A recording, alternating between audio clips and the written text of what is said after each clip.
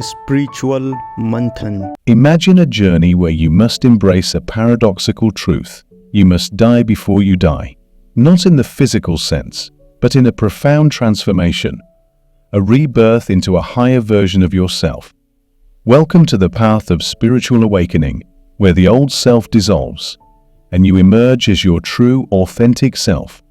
In this inspiring exploration, we'll delve into the idea that to truly live, you must first die to the limitations that bind you. This is the story of rebirth, of soaring into the boundless skies of your potential. 1. The narrative of identity. From the moment we enter this world, a narrative begins to shape our existence. We're assigned names and molded by the currents of conditioning. Our thoughts bear the imprints of this journey, and we gather wants, beliefs, and labels to define ourselves. We find comfort in this narrative, deeply identifying with it. But if we dare to look inward, we realize that what we believe about ourselves can shift and transform. These labels and stories are mere fragments of a greater truth. Peel back the layers, and you discover the vastness of who you truly are. Your essence transcends the confines of any story or label. To truly know yourself, you must embrace the fluidity of your nature. The narrative of identity is like a garment we wear throughout our lives. It's the story we tell ourselves about who we are and how we fit into the world. This story is shaped by our upbringing, culture, and experiences. We become attached to this narrative, finding comfort and security in its familiarity. Yet, as we embark on the journey of spiritual awakening, we begin to question this narrative. We realize that it's not the true essence of who we are, but a collection of roles and labels that we've adopted. These roles and labels can be limiting, confining us to a narrow sense of self.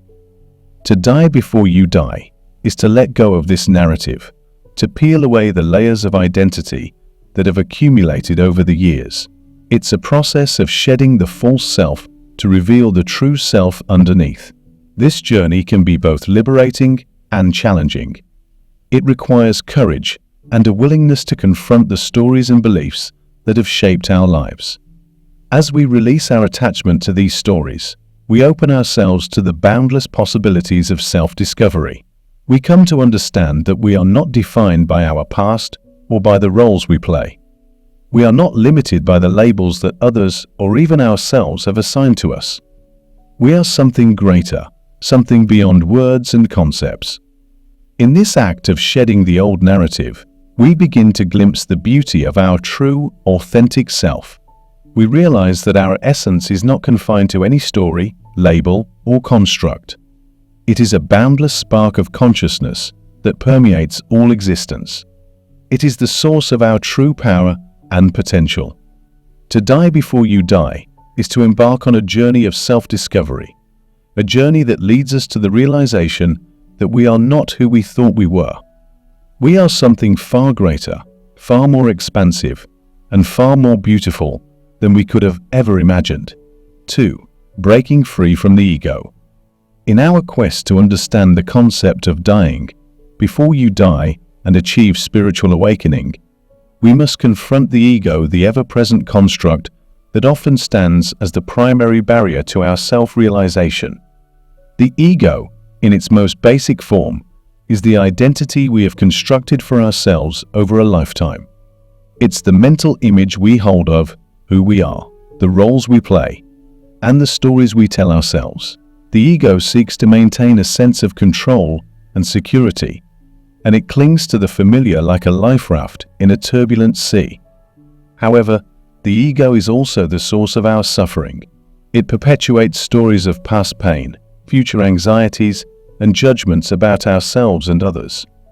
It creates an illusion of separateness, fostering fear, competition, and conflict. It is, in essence, a self-imposed prison that limits our potential and keeps us disconnected from the true essence of our being. To die before you die means to transcend the ego's dominance over our thoughts, emotions, and actions. It is a profound shift in perception that liberates us from the ego's grip. This process is not about annihilating the ego, but about disidentifying from it, recognizing it as a mental construct rather than our true self. As we disidentify from the ego, we begin to experience life from a higher perspective, a perspective of pure awareness. Thoughts lose their power to define us, and we realize that we are not the thinker of our thoughts, but the observer of them. We become witnesses to the ceaseless flow of thoughts, emotions, and sensations passing through our consciousness. This shift in perception brings a sense of freedom and inner peace. We no longer feel compelled to react to every thought and emotion that arises. Instead, we can choose our responses consciously, detached from the ego's incessant chatter. The ego, however, resists this transformation. It believes that letting go of certain things equates to its own dissolution, and it clings desperately to the known, perpetuating its own illusionary reality. Change becomes difficult because the ego wants to maintain control. But here's the profound truth: the ego itself is not real. It is a construct, a mirage that has held us captive for too long. There is no true thinker, no owner of thoughts. Thoughts arise like ripples on a pond, and we mistake them for our very essence because we have identified with them. The notion that you are thinking is but an illusion, a clever creation of the mind. By relinquishing this false identification, we open ourselves to a realm beyond the ego's limited domain. We step into a space of pure awareness, where thoughts no longer dictate our reality. In this truth, we find liberation. Only when we let go of the ego's grip can we experience the fullness of our authentic selves. The beauty of discovering our true essence is as profound as the pain of dismantling our illusions. It is a journey of reclaiming our authentic self, unburdened by the ego's chains. 3. Embracing the present moment. Imagine a moment stripped of all labels, judgments, and interpretations, a moment of pure existence, free from the filters of your past or the projections of your future. This is the essence of dying before you die and embracing the present moment. In our daily lives, we are often ensnared in the ceaseless chatter of our minds. Our thoughts race ahead to the future or linger in the past, rarely pausing to fully experience the here and now. We judge, categorize, and analyze, constantly interpreting our experiences through the lens of our conditioned minds. Yet, true awakening requires a shift in perspective, a shift that invites us to be fully present in the moment. It's an invitation to let go of the mental narratives, to suspend the labeling and judgment of our experiences, and to accept the present reality without interpretation. The present moment, when observed without the filters of the past or future, reveals its purest form. It is a canvas upon which life unfolds, a canvas unburdened by the weight of our judgments and expectations. In this unadulterated space, we encounter the world as it truly is, not as we think it should be. To embrace the present moment is to engage in mindful awareness. It is the practice of being fully attentive to whatever is happening in the here and now, without trying to change or manipulate it. This practice allows us to connect with life in its raw, unfiltered state. When we immerse ourselves in the present moment, we discover a sense of peace and clarity that transcends the incessant noise of the mind. We become attuned to the subtle beauty of existence, the rustling of leaves in the wind, the warmth of sunlight on our skin, the rhythm of our breath. In these moments, we realize that life is not just a series of destinations, but a continuous journey of experiences. Embracing the present moment also liberates us from the tyranny of time. The past loses its grip on us, and the future no longer holds us in a state of perpetual anticipation or anxiety. We are free to savor the richness of each moment, for it is in the now that we find true contentment. However, this practice is not without its challenges. The mind, accustomed to constant activity, may resist the stillness of the present moment. It may attempt to drag us back into the familiar territory of thoughts and distractions. But with patience and persistence, we can train the mind to be a willing companion on our journey into presence. In the act of embracing the present moment, we discover that life is not just a destination to be reached, but a series of moments to be fully lived. By releasing the grip of our conditioned minds and surrendering to the unadulterated reality of the now, we unlock a profound sense of peace, joy, and connection with the world around us. This is the essence of dying before you die and awakening to the beauty of the present moment. 4. Releasing fear, anxiety, and depression. Fear, anxiety, and depression are powerful emotions that can cast a long shadow over our lives. They are like stories woven by the intricate threads of the mind, stories that can feel overwhelming and inescapable. But the truth is, these emotions are not truths. They are illusions that confine us, holding us captive in the midst of our own thoughts and perceptions. Consider fear, for example. When fear takes hold, our minds become filled with vivid scenarios of what might unfold. We find ourselves entangled in a web of beliefs about potential dangers and negative outcomes. Our thoughts spin tales of catastrophe, and we become trapped within the confines of these self-created illusions. But what if we were to take a step back, to become the impartial observer of our own thoughts and emotions?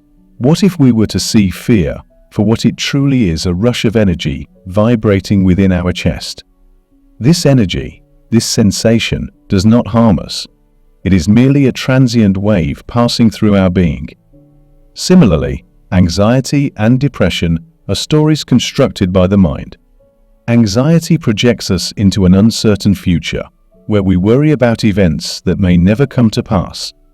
Depression, on the other hand, often anchors us in a past filled with regret or sadness.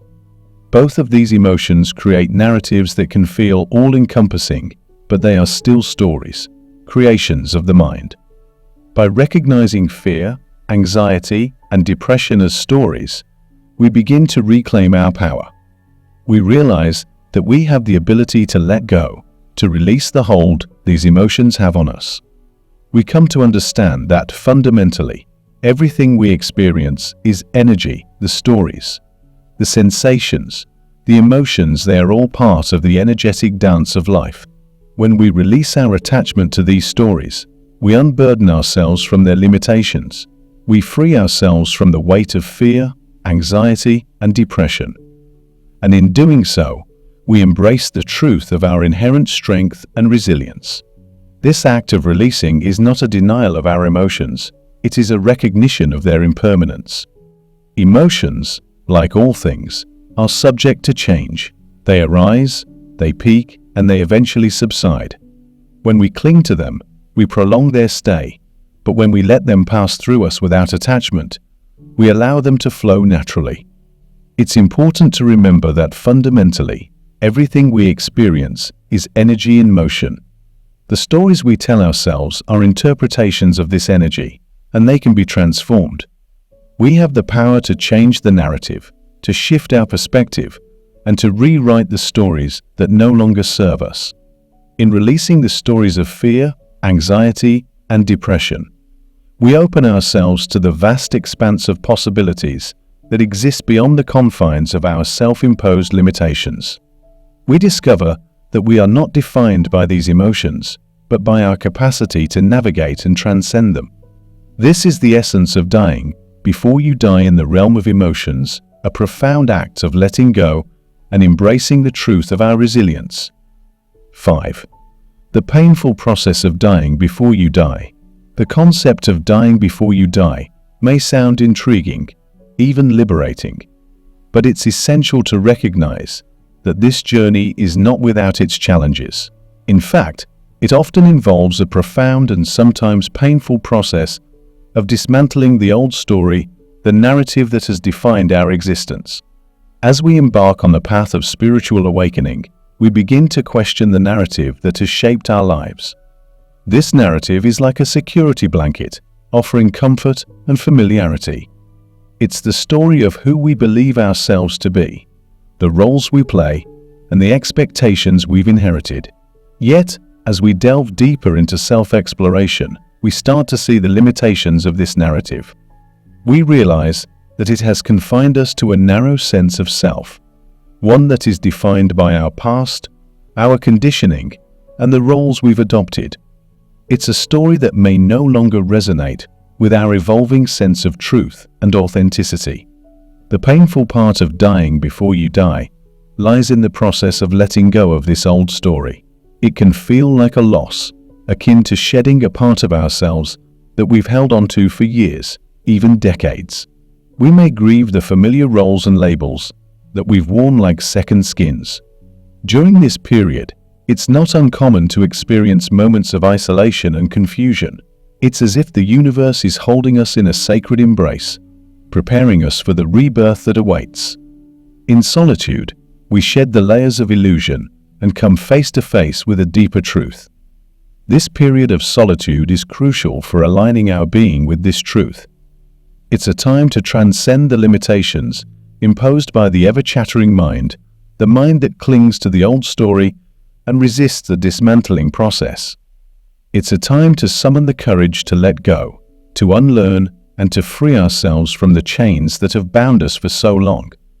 The pain we experience during this process is not physical but emotional and psychological. It's the pain of recognizing the falsehoods we once believed to be true. It's the pain of shedding identities, roles, and beliefs that no longer serve our highest good. Yet, beyond this pain lies profound liberation. As we release the old story, we make space for the emergence of our true, authentic selves.